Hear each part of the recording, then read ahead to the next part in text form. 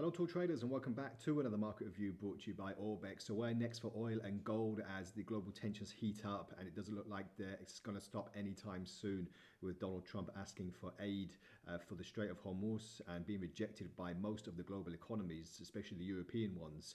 So where does this leave America now, and where does this leave the conflict? Is it ongoing until the second half of the year? Is it looking likely that it's going to stop anytime soon? Probably not. But at the moment we're seeing oil prices just having a little bit of a plateau, consolidating nicely, having a bit of a heavy rejection at the $100 psychological level, and now coming a little bit lower in the last few trading sessions.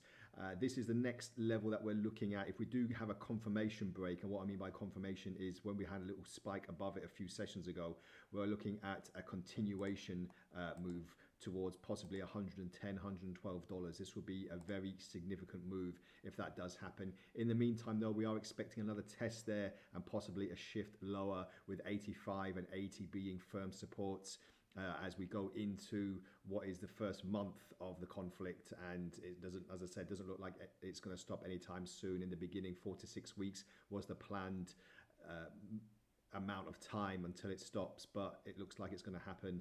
So it's going to continue for the foreseeable future, and with Iran not looking likely to have any talks with America, we'll see where that goes. But at the moment, like I said, with a lot of global economies having reserves like Japan and Europe, it's kind of steadied the oil scenario for now. If we go back to when the Russia-Ukraine crisis began 4 years ago, you can see here meteoric rises towards $130. So it really started to look likely that this would continue and progress for this particular Middle Eastern conflict. But at the moment, we are pretty much in line with expectations with regards to not having too much of a price war on oil.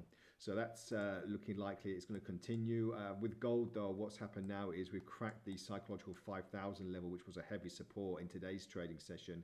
And as you can see here, we are just selling off now roughly about $80 in the yellow metal status, and moving towards 4,900 in the process. So we are moving more towards that particular area, then back towards 5,000. Big shake up in the market. The dollar is progressing quite nicely, especially ahead of important interest rate decisions this week. You know, we've not only got America, but we've also got Bank of England, European Central Bank, and Bank of Japan as well. So this is something that can start shaking gold even further. And if that does happen, we could have more of a deeper sell-off. The only saving grace at the moment is that we are seeing a slight bullish divergence on most of the RSI and stochastic levels here. So this is something that we're looking at in the near term, that to have a little bit of a pop higher.